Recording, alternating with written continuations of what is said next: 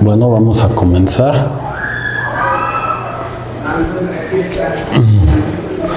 ¿Qué tal? Buenas tardes. Vamos a comenzar la sesión del día de hoy.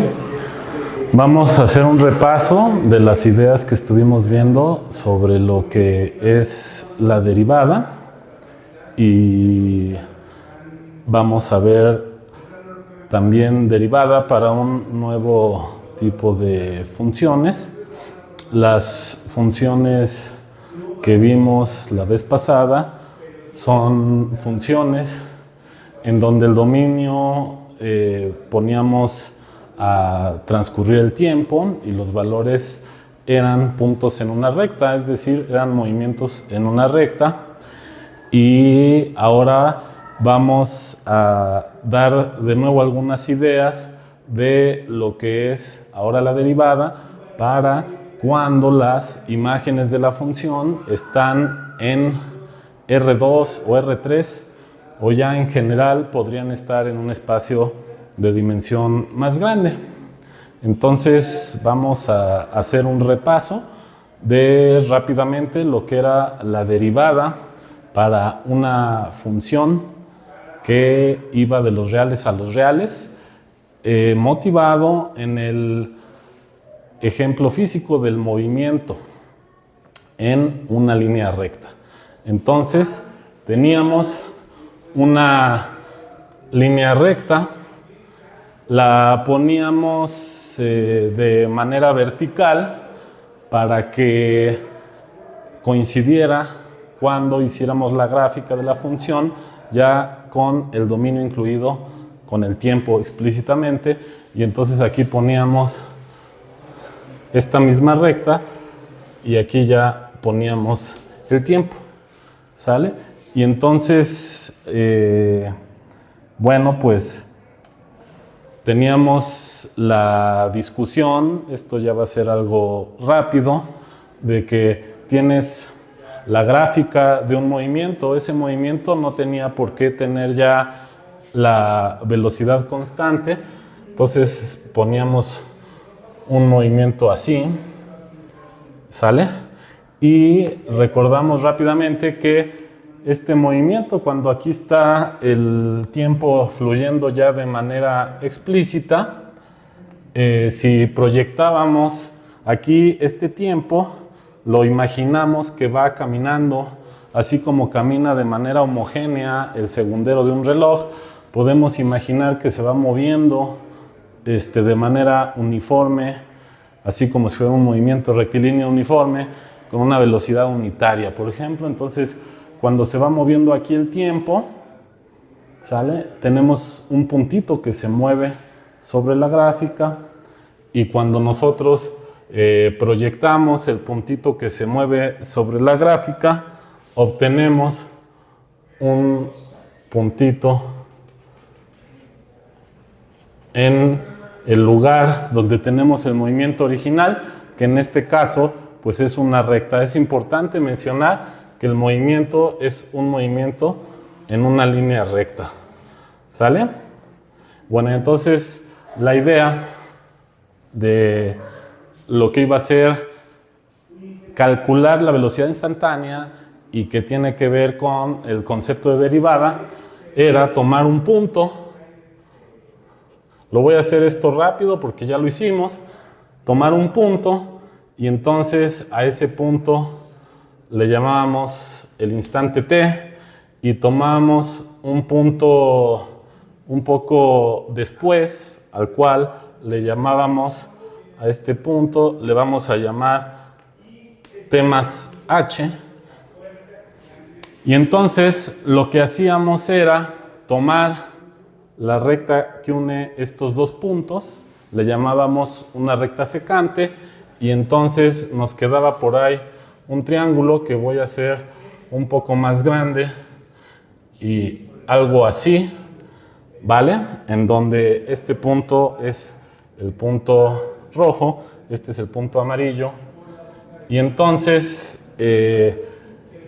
lo que se hacía era que se calculaba la pendiente de esta recta secante Ahora vamos a decir, la recta que pasa por este punto y este punto sería este lado del triángulo y tiene una pendiente. La pendiente es la división de este entre este, ¿sale? Entonces, si hacemos la división de este entre este, es equivalente a hacerlo aquí en chiquito y este lado es este menos este y la distancia desde el eje hasta acá era S, a este le habíamos llamado la posición, entonces era S en T más H menos S en T, y entonces me daba esta, lo voy a pintar así de verde, me daba esto, que aquí lo vuelvo a pintar de verde, es esta de aquí a acá, ¿sale? Y luego había que dividir para calcular la pendiente entre la distancia que hay de aquí a acá, pero si este es T más H y este es T, la distancia es H. Y entonces la pendiente tenía que ver con ese cociente. Dense cuenta de que ese cociente lo puedo interpretar en la recta de aquí.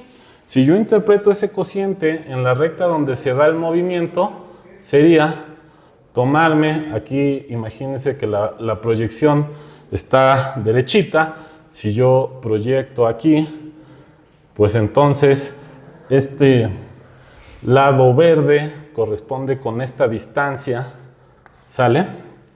Y entonces la interpretación en donde se da el movimiento de hacer este entre este es pues ver la distancia que ha recorrido entre estos dos instantes de tiempo, t más h y t, y entonces este s de t más h menos s de t es esa distancia que ha recorrido en el tiempo que hay entre t y t más h, que es h. Entonces en ese pequeño intervalo de tiempo ha recorrido esta distancia verde, y esto querría decir entonces, en términos de los conceptos de física, de mecánica, esto sería una velocidad promedio. Tienes el tiempo t, tienes el tiempo t más h, sabes dónde estaba en t, sabes dónde estaba en t más h, y haces la división de el cambio en la posición entre el tiempo, y eso te da pues una velocidad media, ¿vale? Entonces, esto, ¿qué sucede? Que si haces h pequeña, entonces esa velocidad media, ya cuando hay poco intervalo de tiempo para que puedan pasar cosas, pues lo que sucede es que ya no hay chance de que frenes o de que aceleres, cada vez hay menos intervalo temporal, y entonces se vuelve esa velocidad media una aproximación cada vez mejor a la velocidad que llevaba en el instante t.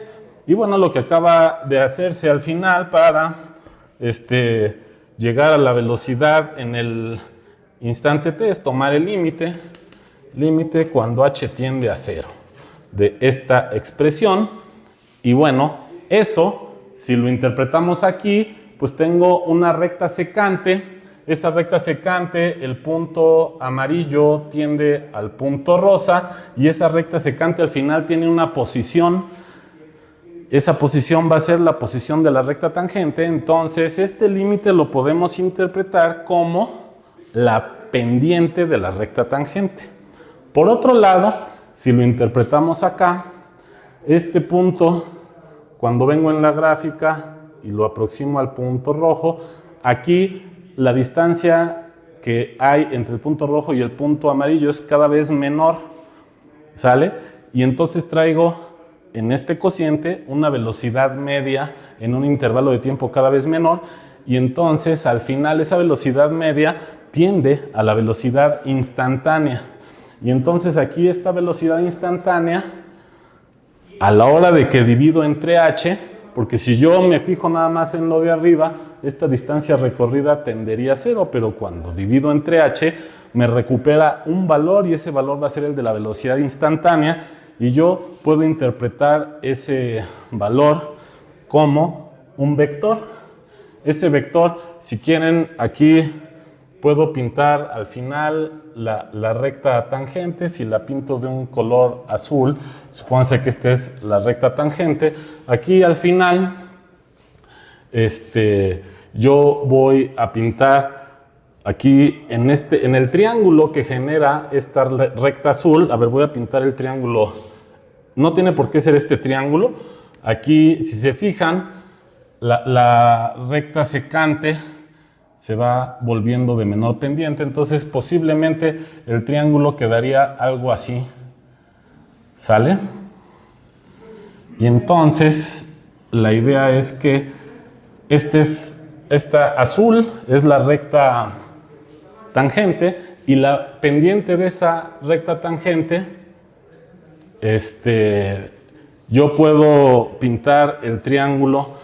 Si me imagino que el tiempo va fluyendo de tamaño 1, puedo imaginar que este lado tiene tamaño 1 y entonces esta altura justo sería la derivada que estamos obteniendo y yo puedo pintarla como un vector que apunta hacia arriba y ese vector, si yo lo pongo aquí, sería el vector velocidad que lleva el movimiento en este punto. Entonces, si se fijan, la idea de la velocidad tiene una interpretación en la gráfica cuando ya está el tiempo aquí y tiene una interpretación en el lugar donde se da el movimiento. En el lugar donde se da el movimiento, la interpretación que tiene es la de un vector velocidad. Y entonces aquí, cuando voy recorriendo el tiempo, aquí tengo un punto que se va moviendo. Si yo lo proyecto, obtendría un movimiento en esta recta y en cada momento la derivada es el vector velocidad con el cual se va moviendo ese punto en esa recta. Eso es, así en resumen, lo que vimos en la clase anterior y vimos después un ejemplo de llevar esto a una función vectorial. Esta función S, así desde el punto de vista matemático, S es la posición. Yo puedo pensar a S que es una función vectorial también, pero el vector sería un número y pues sería un vector en la recta. Entonces los vectores en la recta luego no se les llama así de manera general vectores, pero bueno, pues, también podría ser un vector. El chiste es que esta S, que es la posición, en este caso la puedo ver como una función de los reales a los reales. ¿Sale? Y entonces, todo esto que hemos discutido es para introducir este concepto, que es el concepto de derivada. Así se define como este límite y es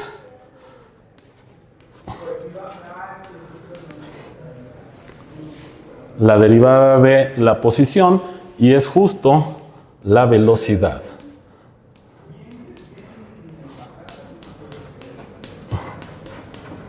Y lo importante aquí es que estamos empezando considerando un movimiento en una línea recta y entonces es la velocidad de ese movimiento en una línea recta.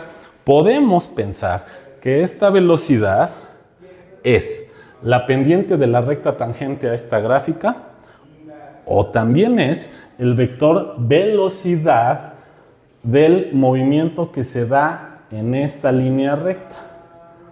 ¿Sale? Que es donde partimos de esa motivación de que íbamos a tener un movimiento en una línea recta y lo íbamos a investigar y bueno, ahí es ese vector velocidad o la pendiente de la recta tangente. Entonces, bueno, pues finalizamos hasta aquí la discusión de lo que es la velocidad y también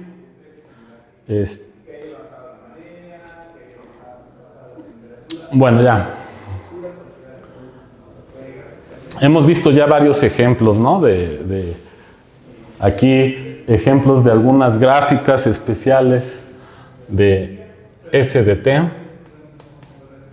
Por ejemplo, cuando son líneas rectas, lo que va a suceder es que esta pendiente es la misma para cualquier instante de tiempo, y entonces eso corresponde con los movimientos rectilíneos uniformes que se estudian desde la secundaria. Hemos analizado también lo que sucede para cuando es una caída libre. Cuando es una caída libre, la gráfica me queda una parábola, y habíamos interpretado muchas cosas sobre las condiciones iniciales de la parábola. Y bueno, ya hemos visto varios ejemplos. Aquí está ya la idea, el resumen de lo que es la idea de lo que es la velocidad para una función de R en R. ¿Vale?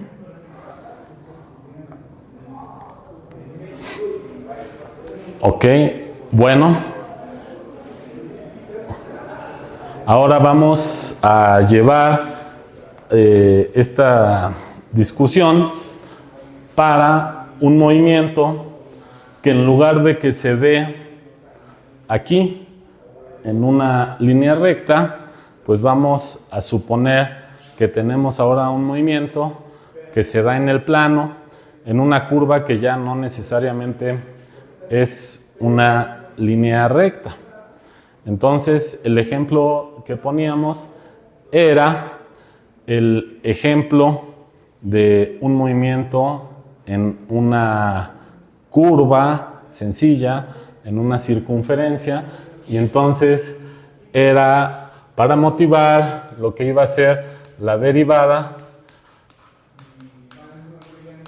de una función S, que va a ser la posición, ¿sale? Nada más que aquí, cuando te sales ya de la recta a espacios más grandes como el plano R3, luego le ponen una flechita, después ya no se la voy a poner, pero ahorita sí se la voy a poner, S, que es ahora una función de los reales, en este caso a R2.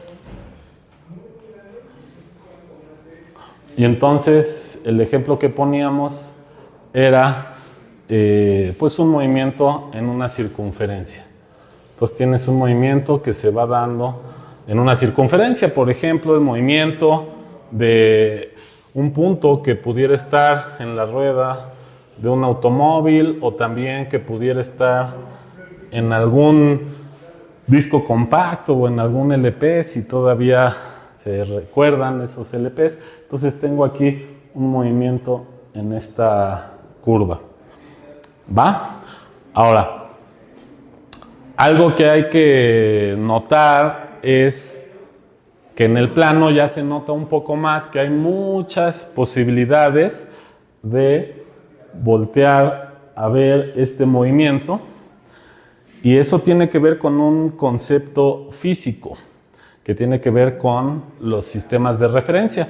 Entonces, cuando yo estoy estudiando un suceso, en este caso un movimiento que ya está en el plano, pues el observador puede estar en cualquier punto del plano, ¿va?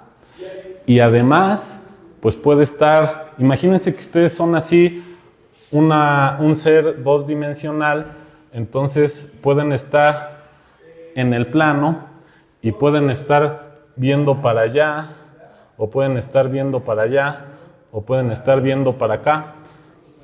Entonces pueden estar en cualquier punto del plano y además estar con alguna posición de rotación en el plano.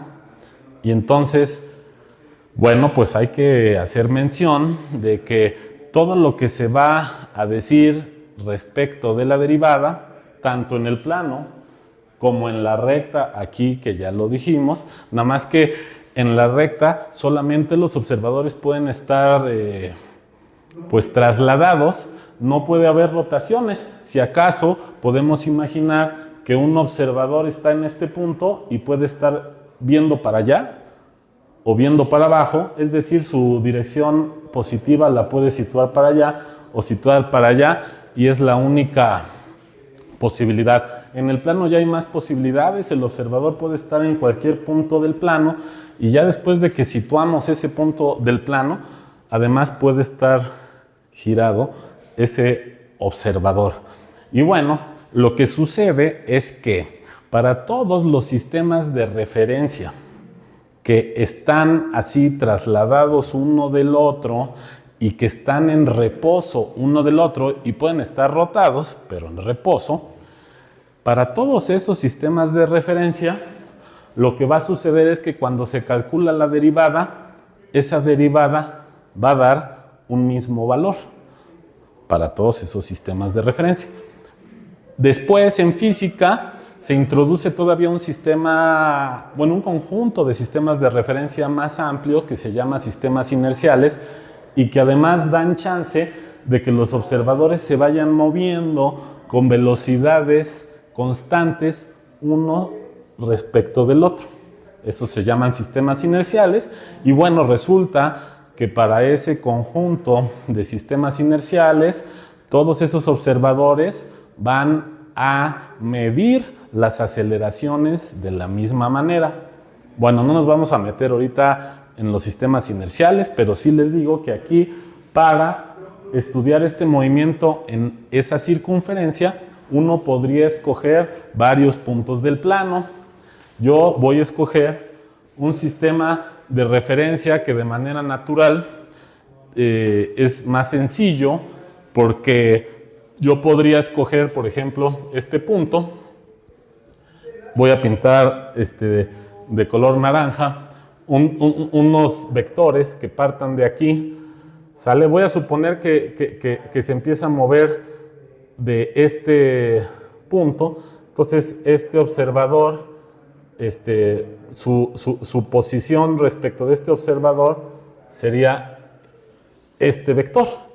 Y después de un instante, voy a suponer que después de un instante llega acá, y entonces este observador le asignaría este otro. Así, supongamos que este es un T0, un T1, y ya supongan que llegó aquí en un T2, ¿sale? Y aquí sería,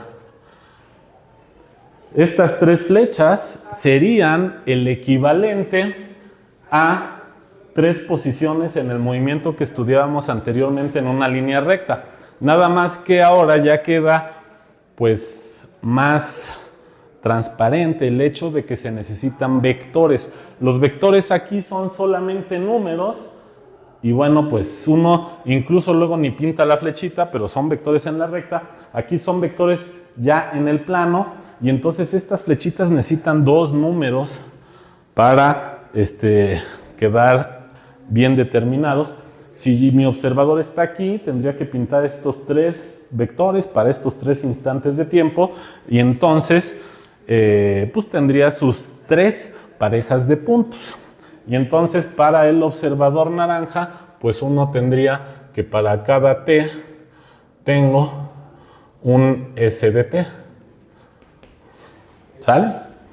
Y bueno, lo que sucede es que pues vamos a tomar un observador pues que esté aquí en el centro del círculo. Aquí, ¿dónde está el aspecto de las rotaciones que yo les decía? No les dije, pero este observador automáticamente uno le pinta sus ejes así, ¿no? Y entonces, bueno, uno puede pensar que pues puede estar, estos ejes determinan una rotación, porque este mismo observador podría tener unos ejes así, y entonces yo podría interpretar que este observador respecto del blanco está rotado. Y entonces, a pesar de que las flechas quedan iguales, las componentes en cada uno de los ejes, que van a ser los numeritos que reporta cada observador, van a ser diferentes, ¿vale? Ya no me voy a meter en eso, solo lo que quiero que les quede claro es que todo este proceso que se va a hacer, al final, va a dar el mismo resultado, la velocidad va a ser la misma, ya sea que la mida un observador en el sistema morado, o un observador en el sistema blanco, o un observador en el sistema amarillo, que es el que vamos ahorita a utilizar por simplicidad, porque pues tiene simetría con el círculo, que es donde se va a dar el movimiento, y entonces ahí tengo yo los mismos 3 instantes de tiempo. ¿Va? Bueno, entonces ya después de haber hecho esa observación de que, sin importar qué observador haga sus mediciones, siempre y cuando estén en un conjunto de observadores que todos estén en reposo respecto uno al otro, ¿sí? El resultado va a ser el mismo. Pueden estar rotados, sí, pero en reposo. Y bueno, entonces voy a tomar el origen aquí. Cuando uno toma el origen en algún lugar, uno está pensando que está tomando un observador con una cierta rotación. Entonces, bueno, ahí va a ser el origen. Y entonces ahora lo que queremos hacer es dar esta discusión para este movimiento en un círculo, ¿va? Y entonces lo primero que quiero hacer notar es que aquí el movimiento que se da en este círculo es el análogo al movimiento que tenía yo en esta recta. Ahí tanto el movimiento en esta recta como el movimiento en este círculo tienen el tiempo implícito. No está el tiempo de manera explícita como acá en la gráfica. Para hacer la gráfica, yo tengo que irme a un espacio de la siguiente dimensión para poner el eje del tiempo. Entonces, para que se entienda lo que vamos a hacer, voy a poner aquí abajo un poco, piensen que lo pongo en perspectiva, y entonces el plano donde está este círculo voy a intentar dibujarlo de la mejor manera. Supónganse que están en este plano y entonces aquí van a tener un círculo. Ahí supongan que uno lo hizo ahí más o menos, ahí está el círculo. Y entonces ahora lo que hay que hacer es meter el eje del tiempo. Y entonces ahora la gráfica de ese movimiento, vamos a suponer que este movimiento es como el movimiento de un reloj.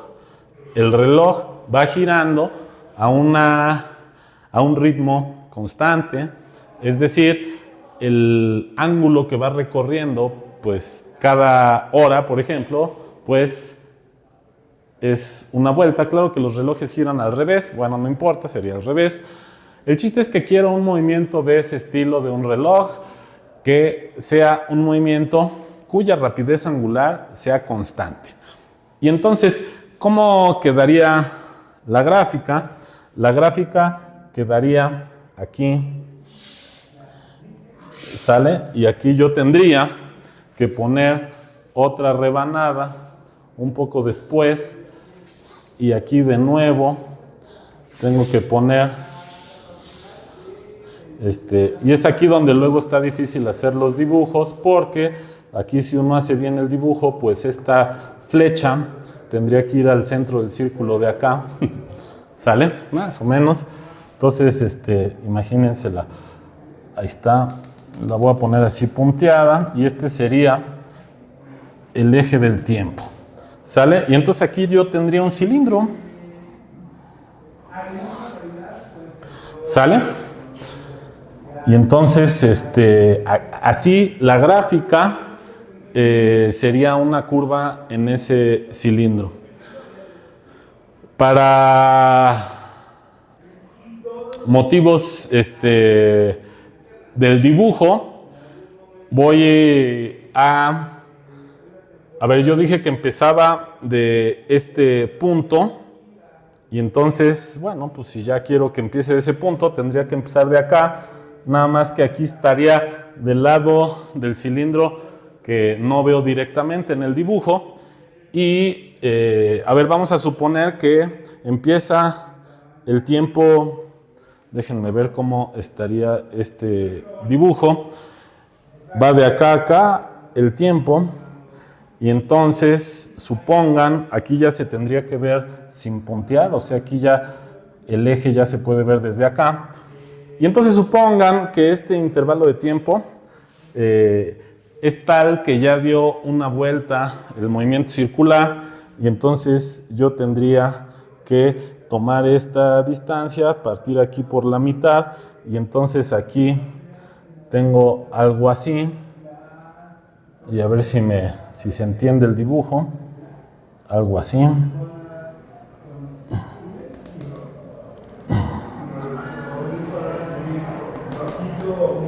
Algo así, ¿sale? Esa sería la gráfica de ese movimiento circular. Aquí el cilindro, tengo yo que puntear esto para que se entienda un poco mejor. Aquí esta es la parte que está por detrás, ¿sale? Y esta es la parte que está por delante del cilindro. Y aquí está por detrás. Y entonces, bueno, esta sería la gráfica, ¿sale? De este lado, pues, si hace uno el corte, entonces ya se ve todo el círculo. Pero bueno, lo que quiero hacer énfasis es que es aquí donde yo tengo que hacer el análisis que hacía de tomar T más H, tomar una recta que pasaba por dos puntos de la gráfica que le llamábamos recta secante, y luego ver su pendiente, luego hacer tender H a 0, y al final yo obtenía una pendiente que se iba aproximando a la pendiente de la recta tangente, y aquí va a suceder algo análogo, nada más que la recta tangente y todas las secantes van a estar en un espacio de 3 dimensiones. Y ahora, si yo proyecto este tiempo, obtengo estos puntos en el plano, que son estos que tengo aquí. Entonces, bueno, pues va a estar difícil hacer un dibujo así con mucho detalle, se lo van a tener que imaginar, pero voy a intentar ir introduciendo las ideas. Entonces, lo que hacíamos aquí, vamos a calcarlo, y entonces voy a suponer que voy a hacer el dibujo un poco más en grande. Acuérdense que ya voy a tomar el observador que está en el centro de la circunferencia, y entonces yo tomaba aquí un punto rojo, un punto amarillo que iba a ser el móvil, y entonces imagínense que aquí, bueno, pues voy a tomar el punto rojo por aquí. Supónganse que es este es el punto rojo. El punto rojo correspondía a un instante de tiempo, ¿sí? que voy a poner aquí. Este punto rojo era S de t, y luego yo daba chance de que el tiempo caminara un poco. Aquí yo lo podría ver, este punto rojo que estoy aquí poniendo sería como ¿sí? Que sería la proyección, si hiciera uno bien el dibujo de un punto aquí, que estaría aquí en la gráfica.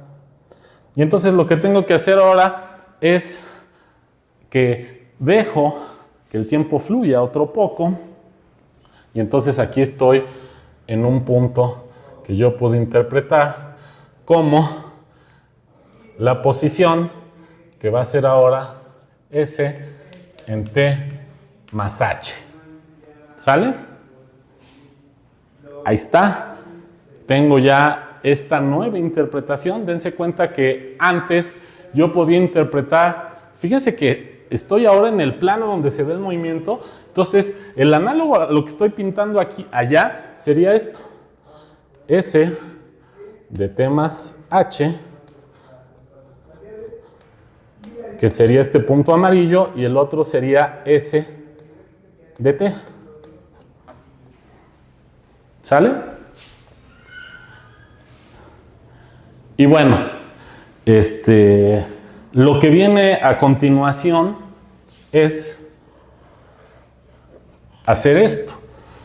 Hacer esta resta, S de T más H menos S de T. Y aquí lo pinté.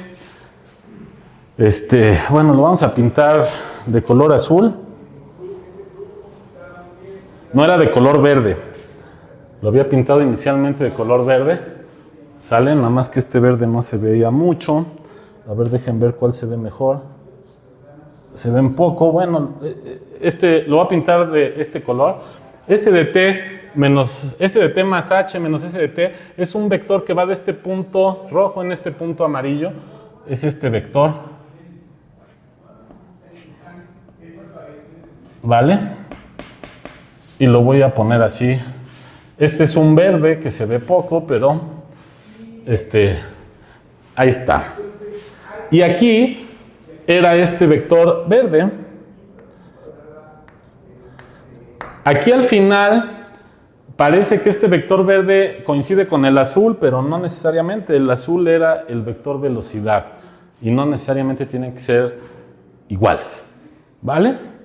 Bueno, entonces aquí ya tengo S de t menos S de t más h, perdón, menos S de t. Fíjense que a la hora de que uno hace esa resta, como que ya no importa dónde estaba el observador, porque, por ejemplo, cuando estábamos en la recta, si el observador está aquí, le puede asignar a este punto amarillo una cierta posición, tantos metros, al punto rojo, tantos metros, pero lo que interesa es la distancia a la que está el rojo del amarillo, que es la interpretación de esta resta, es decir, es un vector que va del punto rojo al punto amarillo, y entonces ahí ya no importa en dónde estaba el observador, porque cuando haces esa resta, pues te va a dar lo mismo independientemente de dónde esté el observador. ¿Vale? Incluso podrías pensar que el observador está en medio y también te daría lo mismo. Algo análogo sucede aquí. Cuando haces esta diferencia, resulta que ya no depende del observador este nuevo vector que yo estoy haciendo, ya sea que el observador haya hecho esa diferencia desde acá o desde acá o desde acá o desde acá, y tampoco va a importar la rotación. Bueno, eso es para que sientan que independientemente de dónde esté el observador se va a obtener el mismo resultado con respecto de la velocidad, que es lo que estamos ahorita buscando, o la derivada, que es lo que vamos a obtener. Entonces, si se fijan, si yo hago tender este punto amarillo a este punto rojo, lo que va a suceder es que este vector, al irse acercando este punto amarillo al rojo, ese vector va a ir adoptando la dirección de la recta tangente. La dirección de la recta tangente yo la ponía en azul, voy a poner aquí mi recta tangente así, y entonces eso lo que quiere decir es que este vector verde, mientras el punto va hacia el punto rojo, ese vector se va a ir acercando a la dirección de la recta tangente. Ahora, este vector se va a hacer muy pequeño porque este punto amarillo va a tender al punto rojo. Y lo mismo pasaba acá. Y entonces, ¿qué pasa? Que lo que hay que buscar es el concepto de la velocidad, cuando estábamos interpretando las cosas aquí en la recta, la velocidad promedio. Y para que sea velocidad promedio, yo necesito el cambio en la posición que me la da este vector, pero necesito saber en cuánto tiempo yo cambié esa posición, que es ir de este punto rojo al punto amarillo, y entonces hay que dividir entre h. ¿Sale? Bueno, y entonces ahí ya tendría una velocidad media. Sería la generalización de la velocidad media para este movimiento en la recta, ahora para un movimiento en el círculo. ¿Y qué sucede? Que mientras más pequeño sea h, pues esa velocidad media ya tendrá menos posibilidad de ser muy diferente del concepto que estoy buscando, que es el concepto de velocidad instantánea o de derivada. Entonces lo que hay que hacer es aquí hacer h pequeño, y es aquí donde viene ya el concepto importante del límite. Y entonces aquí esto lo que necesito hacer es el límite cuando h tiende a 0, y aquí recupero mi circunferencia, el límite cuando h tiende a 0, ¿sale? De esto, nada más dense cuenta que ahora S es una pareja de números porque es un vector. No le he puesto flechita, pero aquí ese ya es una flechita en cada paso. Y entonces aquí lo que va a suceder es que este límite va a ser al final esa velocidad instantánea. Esta flechita azul que yo pintaba aquí, y lo importante es que esa flechita azul iba a ser la proyección de un cierto triángulo. El triángulo iba a ser un triángulo que en la gráfica iba a tener lado 1 y este lado iba a ser la pendiente de la recta tangente. Y esa pendiente iba a ser justo este valor de este límite que era justo la derivada. Ahora, justo estamos en ese paso y tenemos que interpretar ese límite.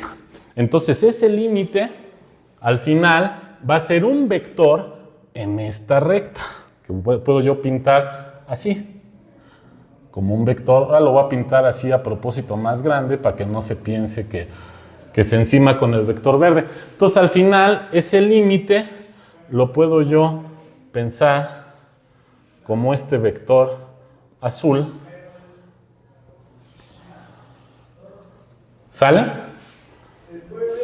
Y esa va a ser la velocidad. Ahora, necesito yo recuperar la interpretación en la gráfica porque la he dejado olvidada. La interpretación en la gráfica sería tomar el punto amarillo y el punto amarillo estaría por acá. ¿Sale? Y a ese punto amarillo le corresponde un punto por acá. Y después de eso, a la recta secante, que era la recta que pasaba por este punto y este, que pintaba yo inicialmente de verde, pero aquí ya se perdió porque le puse el azul encima del verde. Aquí el verde sería esta recta secante que va de ese punto rojo al punto amarillo y además iría pintada, punteada, porque está aquí primero esta pared del cilindro, entonces estaría por detrás. Además, es curioso, pero esa recta secante tampoco va a estar ahora contenida en el cilindro, porque el cilindro es curvo, y entonces aquí yo traigo como una escalera de caracol. Fíjense que si este dibujo yo lo volteo así, entonces tengo una escalera de caracol que hace esto. Y entonces agarras un punto y agarras otro, pero esos están sobre el cilindro y cuando tomas la recta que une ese punto con el segundo, esa recta ya no está en el cilindro. Esa sería la recta secante. Esa recta secante, lo que hay que hacer es, tengo la escalera de caracol, la hélice, tengo dos puntos, tengo la recta secante y entonces hago el punto amarillo tender al punto rojo. Y esa recta secante tiende a una recta tangente. Esa recta tangente va a ser la recta tangente al punto rojo, aquí, y ahora esa recta pues tampoco va a ser parte del cilindro, ¿verdad? Porque aquí yo tengo el cilindro y tengo en un punto la hélice que empieza a hacer esto, y en ese punto tengo una recta tangente. Esa recta tangente va a ser una recta en 3 dimensiones. Entonces, esa recta yo puedo intentar, voy a intentar dibujarla así en perspectiva. Esa recta tendría yo que dibujarla así. La voy a dibujar así, espero que se entienda.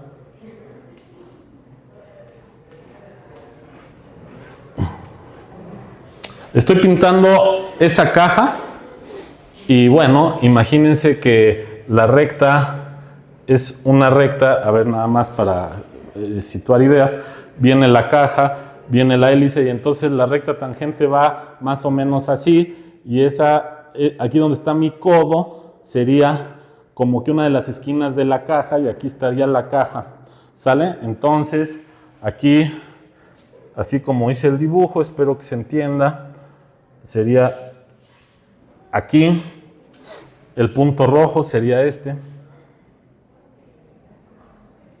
Y entonces la recta tangente que es la recta a la cual tiende la recta que pasa por el punto rojo y el amarillo. Es una recta ya en el espacio de 3 dimensiones, esa recta tangente. Acuérdense que la recta tangente yo ya la pintaba de azul y entonces la voy a pintar de azul. Sería la que va de esta esquina a esta. Ahí está. Esa sería la recta tangente. Ahora, ese rectángulo, así como aquí este lado era 1, este lado de aquí va a ser 1. Este de aquí a acá va a ser 1. Y obviamente también el de aquí atrás, porque es un rectángulo. Y entonces tanto este como este miden 1. ¿Sale? Bueno. Y entonces lo que va a suceder es que esta recta tangente, la pendiente de esa recta tangente ya es un poco más rica en información que la pendiente de una recta tangente de una gráfica que vivía en el plano. Ahora la gráfica vive en 3 dimensiones. Entonces, la pendiente de la recta tangente ya no la determino solo con un número, necesito 2 números y ahorita vamos a dar la interpretación de lo que significa cada uno de esos 2 números. Pero bueno, está intuitivamente fácil pensar en que pues la recta tangente es una recta por el origen y las rectas por el origen en el plano eran las funciones que eran de la forma y igual a mx, y entonces con este numerito quedaba determinada la recta, porque ese numerito me decía qué tan inclinada estaba. Acuérdense que la recta vertical no estaba porque eso sería una pendiente infinitamente grande. Bueno, pero ahora la recta es una recta por el origen en 3 dimensiones. Y entonces lo que quiero convencerlos, de la idea que quiero convencerlos, es de que si yo tengo la recta en 3 dimensiones, ahora el concepto de pendiente va a cambiar. Ese concepto de pendiente es como una credencial que identifica a la recta. Cuando la recta era una recta por el origen en R2, con un número yo la identificaba. Pero ahora que estoy en R3, imagínense que mi origen es esa recta. Por ejemplo, si yo la pinto en este plano, necesito para determinar esa recta un número.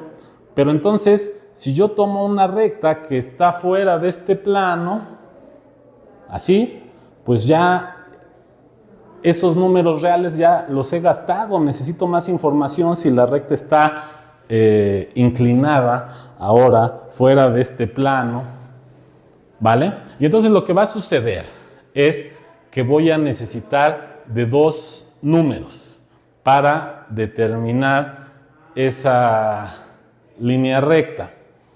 Y entonces, bueno, la idea es que esos 2 números están aquí plasmados en este dibujo y los puedo ver aquí. Yo aquí tengo una recta que va de aquí a acá, mide 1, y entonces ahora puedo yo llegar de aquí a acá yéndome así, luego así y luego así. Entonces, si se fijan, aquí voy a pintarlos de morado y de naranja si quieren. Estas 2, es 1, luego voy a pintarlo de morado así. Y luego de naranja. ¿Sale? Y entonces lo que va a suceder es que, análogo a esto, cuando yo tenía un triángulo de altura 1, la pendiente quedaba determinada. Entre pues como es 1, pues realmente solo depende de Aquí va a ser algo análogo para determinar esa recta en 3 dimensiones. Si yo sé que es 1, entonces con segmento morado y segmento naranja, pues queda determinada esta recta tangente. Entonces estos dos conformarían la nueva pendiente de esa recta en 3 dimensiones. Y ahora vamos a interpretar estos. Si se fijan, voy a suponer que echo el eje del tiempo en esta dirección, y entonces lo que quiero que vean es que voy a hacer un nuevo dibujo aquí para no encimar. Voy a tener ahora un círculo. Ahí está, este círculo, digo, ya quedaron de distinto tamaño, pero no importa. Y así como hice este dibujo, voy a tener este eje en naranja y este eje en morado. Y entonces ahora lo que quiero que se imaginen es el eje del tiempo forma un plano con este eje morado, que sería un plano vertical, así. Es un plano así, y luego el otro plano es un plano formado por esta recta naranja, y el eje del tiempo es un plano vertical. Bueno, la gráfica es esta hélice o escalera de caracol. El chiste es que cuando yo me fijo en cada uno de estos planos, esa escalera de caracol proyecta una gráfica que sería una gráfica de R en R, si me fijo en este plano, y de R dominio en R, si me fijo en este plano, sería una gráfica de estas. ¿Vale? Y entonces, lo que va a suceder es que tanto esta como esta van a tener que ver con la pendiente de la recta tangente de esas gráficas que voy a obtener al proyectar esta gráfica tridimensional en este plano y este plano. ¿Sale? Si yo intento hacer las cosas en el dibujo inicial, voy a intentar hacer las cosas a ver si me salen. Yo tendría que poner la línea naranja así. Y tendría que poner la línea morada así. Así.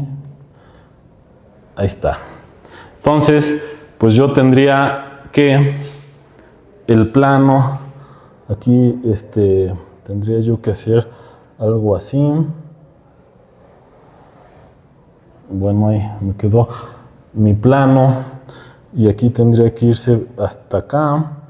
Y aquí yo tendría que ponerlo así, a ver si me sale más o menos, sería algo así.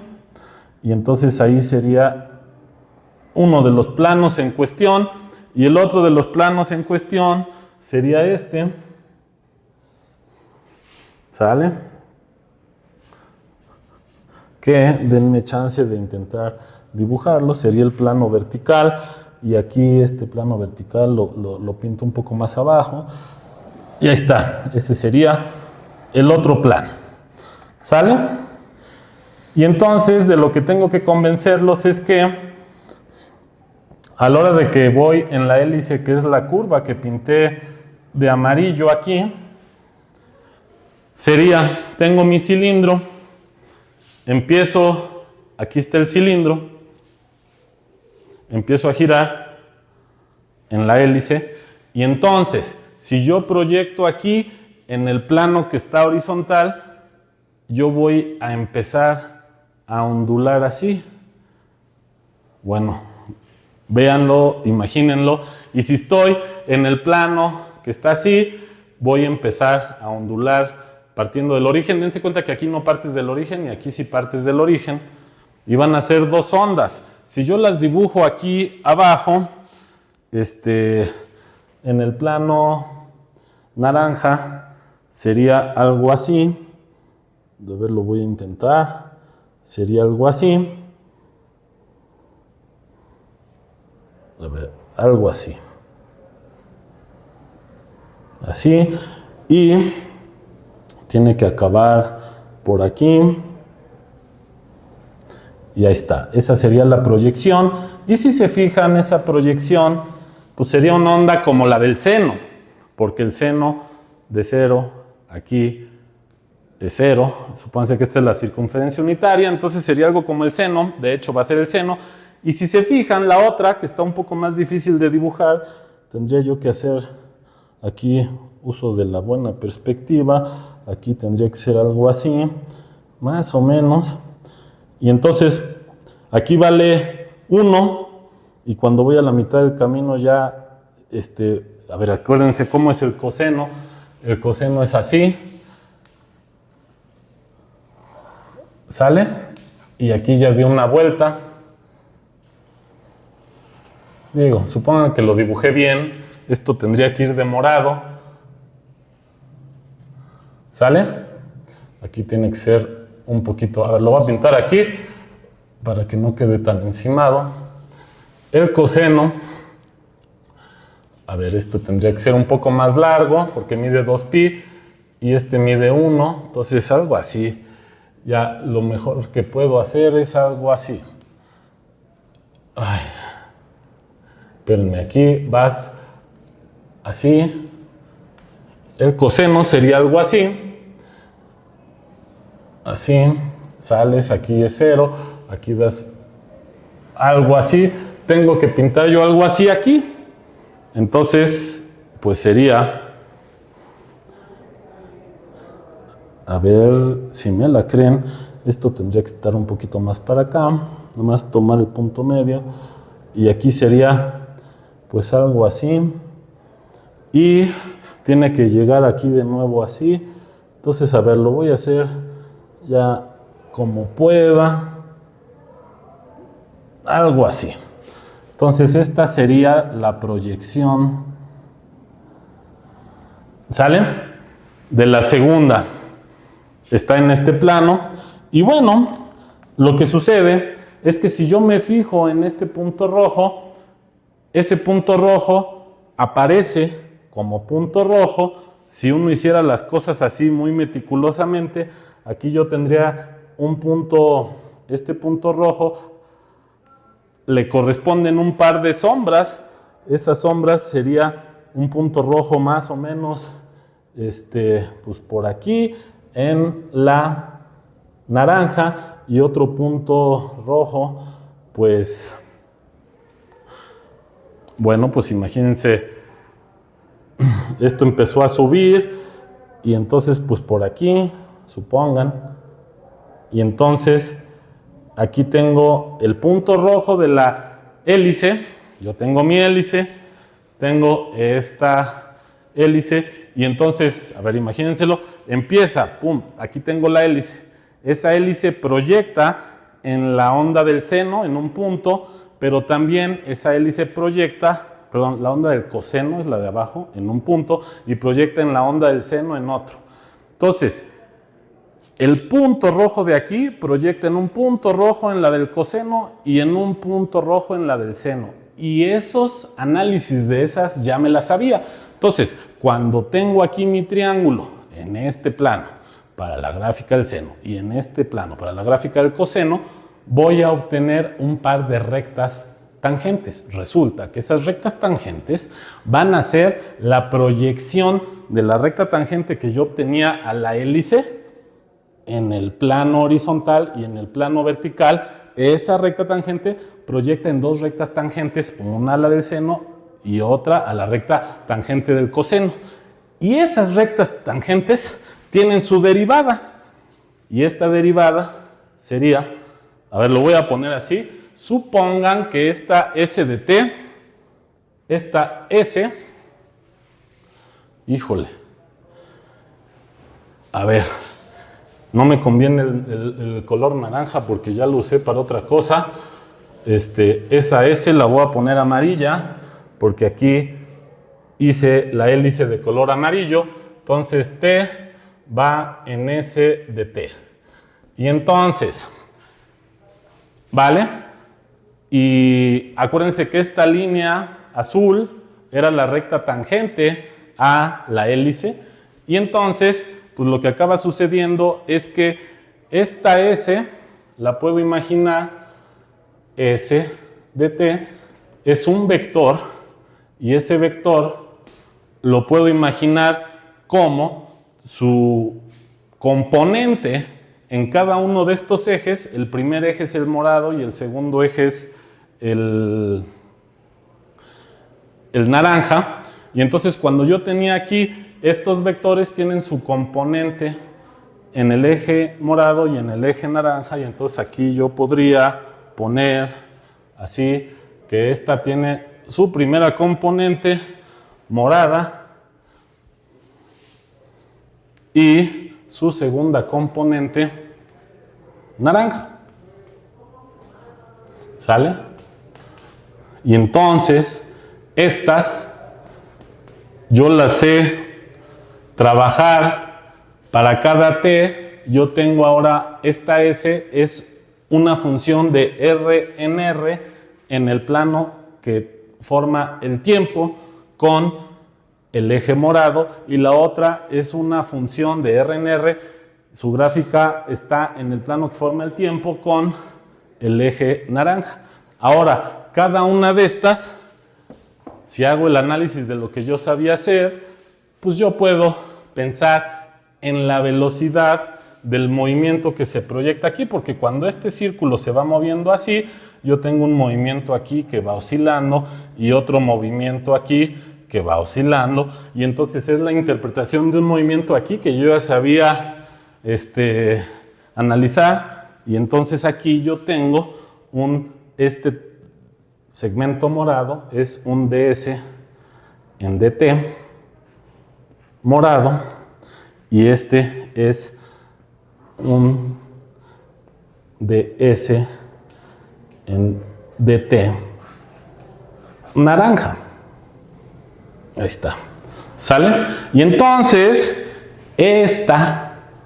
la pendiente de la recta tangente a la hélice, esa pendiente, pues va a estar conformada de dos números. ¿Cuáles dos números? Estos dos. Entonces, la pendiente de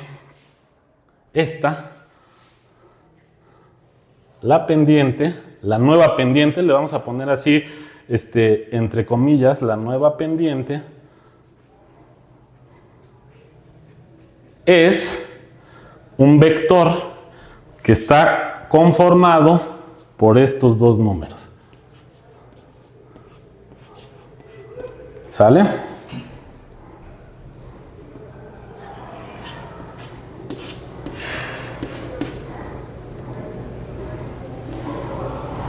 Ahí está. Entonces, es una idea que generaliza esta pendiente, que era simplemente tener un triángulo aquí con altura 1. Cuando te vas a la siguiente dimensión, realmente también hay un triángulo, pero ese triángulo ya tiene como que dos de los casos anteriores. Aquí los casos anteriores yo los podría interpretar, si este es 1, este podría ser uno de ellos. Fíjense. Aquí tengo 1, yo puedo aquí fijarme en este triángulo, si estaba bien, este es 1 y este es mi derivada morada. Si yo volteo este triángulo y lo pongo así, es lo mismo, y el otro sería un triángulo así, que va de aquí a acá, y yo tendría que tirar esta diagonal así, y entonces exactamente lo mismo que esto. Entonces ahora ya tienes dos de los anteriores, y entonces la pendiente es como una generalización de lo que teníamos en el caso de un movimiento en una dimensión, en una recta. ¿Sale? Y entonces esa es la pendiente de la recta tangente, está conformada por estas dos derivadas de funciones de R en R. Y finalmente hay que recuperar justo lo que hacíamos aquí. Este tamaño que me daba la pendiente, si yo lo ponía aquí como un vector, pues me daba el vector velocidad, que era la interpretación en donde se daba el movimiento. Bueno, pues aquí imagínense, el eje del tiempo está aquí, en esta dirección. Si tú proyectas este dibujo así, en esta cara obtendrías una diagonal que sería la proyección de este segmento azul, y esta va a ser el vector velocidad, y esta diagonal coincide con esta recta, o sea, esta diagonal está en el plano donde se da el movimiento y este vector es el vector velocidad. ¿Sale? De hecho,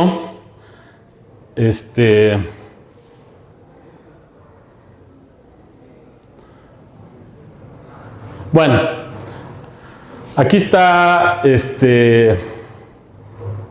la generalización. Este vector es el vector velocidad, que es la generalización de esta proyección que hacíamos acá. Ahora va a ser un vector tangente a donde se está dando el movimiento, ¿sí? Ese vector tangente vive en la recta tangente y es la proyección de lo que habíamos estado nosotros haciendo con la gráfica. De hecho, también había una discusión de que qué fue primero, el huevo o la gallina, en el sentido de que aquí yo tenía la discusión de un movimiento en una línea recta. Cuando me voy aquí a la gráfica, me estoy yendo a un espacio más grande y estoy considerando un movimiento en la gráfica, que es un movimiento ya en el plano, que es ahora lo que estoy estudiando acá, pero entonces ahora la gráfica está en 3 dimensiones. Bueno, no creo que cause problema pensar que la misma idea para construir la velocidad de una curva en 3 dimensiones, ahora el tiempo estaría en la cuarta y entonces ahora yo obtendría un vector que es tangente a la recta tangente de la curva en R3 y entonces debería de tener 3 componentes porque es un vector en R3, ¿sale? Y bueno, eso para decirles que aquí yo podría poner un vector en 3 dimensiones donde tenga un 1, porque quedamos en que el tiempo corría como un movimiento rectilíneo uniforme con velocidad constante 1, y aquí estas dos derivadas que las tengo que poner de colores porque no les puse numerito, entonces bueno, no importa, las ponemos.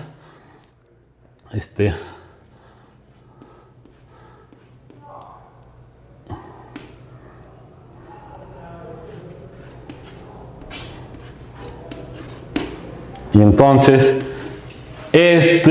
podría yo interpretarlo no solo como la pendiente a la recta tangente, sino como un vector también. Este vector proyecta en ese vector. Y bueno, no importa, la idea, ya redondeando toda esta discusión, es que yo puedo hacer esta discusión para más dimensiones. Es decir, aquí yo ya me agarré una curva en el plano, y yo me puedo agarrar ahora una curva en el espacio, y entonces la gráfica ya se iría a 4 dimensiones, y yo podría ahora trabajar con una pendiente ahí en 4 dimensiones, y esa pendiente ahora tendría 3 de estas, ¿vale? Y entonces ya para fijar ideas, lo que va a ser la velocidad va a ser un vector que va a vivir en la recta tangente a la curva donde se está dando el movimiento.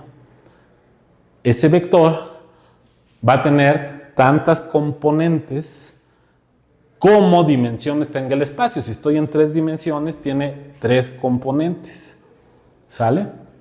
Y yo puedo interpretar esas componentes como la proyección de la curva, ese punto que se va moviendo en la curva de 3 dimensiones. Imaginen que ustedes lo proyectan en los ejes, vean la pared de su cuarto, hay 3 ejes y este objeto que se va moviendo en 3 dimensiones lo proyectas a cada uno de los ejes y entonces recuperas ahora 3 funciones de R en R. ¿Por qué? Porque tienes 3 movimientos en cada una de esas rectas y tú ya sabías pues que para cada uno de esos movimientos tienes una derivada y entonces resulta que esas 3 derivadas son las que conforman este nuevo vector velocidad que te va a dar el vector tangente a la curva donde se va moviendo el punto en 3 dimensiones. Si estuviéramos en Rn, en lugar de ser 3, serían n y tendría yo las proyecciones a n ejes. Acuérdense que no estoy haciendo la gráfica. Si yo quisiera ya en una curva en Rn hacer la gráfica, tendría que sacar en un eje adicional el tiempo y entonces ahora tendría que irme a los planos generados por el tiempo y cada uno de los ejes, que serían n planos, y entonces en esos n planos tendría yo la gráfica de n funciones de Rn y entonces yo hago la derivada y obtengo sus pendientes y bueno, esos numeritos me van a conformar la pendiente de la recta tangente a la gráfica que estaría en Rn más 1, que sería lo análogo a la recta tangente a esta hélice amarilla. ¿Va? Entonces, bueno, estas son las ideas en general de lo que es la derivada de una función. Le llaman función vectorial, pero les digo que esta también podría ser una función vectorial. La mayoría de los autores cuando empiezan a usar el término vectorial es cuando este 1 se vuelve 2, pero desde que es 1 también es un vector. Entonces, bueno, en matemáticas a veces le llaman funciones vectoriales porque pues aquí ya vas a R2, a R3, a Rn. Bueno, en general, pues cualquiera puede ser una función vectorial y lo que hemos visto es ya cómo interpretar la derivada. Y bueno, ¿por qué va a ser importante en las aplicaciones que uno sepa pues interpretar la derivada como un vector velocidad? Porque pues hay muchos problemas que están modelados, están explicados con bastante éxito con ecuaciones diferenciales. Y las ecuaciones diferenciales, como ya habíamos visto, las ecuaciones diferenciales es un conjunto de vectores velocidad que te dan y lo que va a ser una solución a la ecuación diferencial va a ser una curva cuyas velocidades sean consistentes con ese paquete de velocidades que te dan. Es decir, la velocidad de la curva tiene que ir coincidiendo con los vectores del campo. Por ejemplo, aquí en este objeto que se mueve de manera circular, yo les podría poner una ecuación diferencial aquí en este pedazo de plano, descrita de la siguiente manera. Este es el origen y si yo me alejo una cierta distancia, pongo para arriba un vector de ese tamaño y si yo me alejo para acá una distancia para el otro lado, entonces el vector va en sentido contrario y si yo me voy para arriba una cierta distancia, esa distancia la voy a poner para acá, ¿sale? Y aquí para que quede del mismo tamaño, tendría que ser hasta acá. Y para abajo, si yo me voy para acá, como estoy yendo en sentido contrario, tiene que quedar al revés que este. Y entonces, con esa regla, si yo me voy aquí a la mitad, pues aquí yo tendría un vector de la mitad de tamaño, y aquí un vector de la mitad de tamaño, y aquí un vector de la mitad de tamaño, y aquí un vector de la mitad de tamaño. Bueno, imagínense que para cada punto van rellenando y va a quedar un campo vectorial, o sea, una ecuación diferencial, y lo que resulta es, pues tomando este ejemplo, que es un movimiento que se da en una circunferencia, pues que las soluciones van a ser justo circunferencias. Y esas circunferencias, pues resulta que su vector velocidad son los vectores del campo. Aquí, pues sería una circunferencia así. Y para esta flecha habría otra circunferencia. Y bueno, yo nada más pinté dos, pero imagínense que aquí para para esta distancia habría otra y aquí tendría yo muchas circunferencias, todas concéntricas. Y por cierto, si yo me pongo en el origen, pues aquí este tamaño de estas flechas va disminuyendo y cuando llegas al origen es 0. Entonces, pues aquí tengo una ecuación diferencial que hace girar el plano y yo me puedo ya imaginar las soluciones. Y las soluciones son estas circunferencias y ahora sé, después de esta discusión, que estos vectores tangentes van a ser al mismo tiempo, para que sea solución de la ecuación diferencial, la velocidad de la curva y debe de coincidir con el vector del campo. Y entonces estas serían las velocidades. Y ahora yo ya puedo, si uso varias de las ideas que hemos manejado, incluso pensar una ecuación diferencial de una manera más geométrica, porque yo puedo imaginarme para este punto le corresponde una hélice y para este punto otra hélice. Y por ejemplo, si yo me agarro todos los puntos en esta circunferencia, tendría un cilindro. Y si me agarro este punto y este, son dos hélices que van en el mismo cilindro. Y si me agarro todos los puntos de aquí, es como si yo tuviera una especie de peinado de cabellos que se van enredando en un cilindro. Y esas son todas las soluciones que tienen puntos iniciales en esa circunferencia. Entonces imagínense que en t igual a 0 estoy en estos puntos de esta circunferencia y cuando le pongo play a la ecuación diferencial corre el tiempo y entonces tengo una especie de escaleras de caracol, una para cada punto en la circunferencia, son unas hélices que van a ir enredándose así. Y bueno, eso era para los puntos de esa circunferencia. Y ahora si te agarras una circunferencia más pequeña, también va a traer toda su madeja de hélices. Es como si tuvieran unos espaguetis que se curvan y forman una hélice. Entonces imagínense que tienen sus espaguetis, todos van así. Esa sería una ecuación diferencial donde la derivada es 0, porque no se mueven. Y bueno, cuando esos espaguetis siguen este movimiento, pues tendrían que irse curvando, serían como estas hélices. Entonces, en lugar de que vayan así los espaguetis, en esta circunferencia van a ir rodeando el cilindro con escaleras de caracol paralelas o hélices paralelas.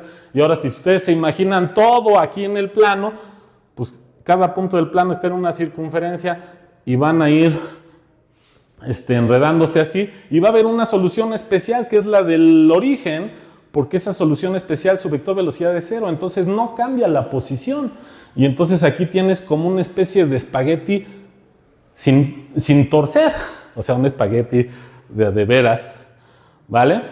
Y entonces, ¿qué es la ecuación diferencial? Pues imagínense que traen el tiempo, para cada punto aquí tienen una hélice, y entonces agarran el tiempo, le ponen play, se paran un cierto tiempo después y esas hélices conectan este plano con el plano que está cierto tiempo después y lo que tienen que ver es cada punto a dónde se movió del plano inicial al plano que está un segundo después, por decir algo, y entonces este punto se cambia de posición y entonces pueden interpretar así la ecuación diferencial como un conjunto de mapeos del plano en el plano, uno para cada instante de tiempo. En este caso sería sencillo porque sería una rotación para cada instante de tiempo, ¿vale?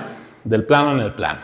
Y bueno, pues ahí tendrías una curva de rotaciones y pues como la ecuación diferencial no depende del tiempo, si tú paras esa curva de rotaciones en algún instante, el campo que te va a quedar va a ser el mismo, porque no depende del tiempo.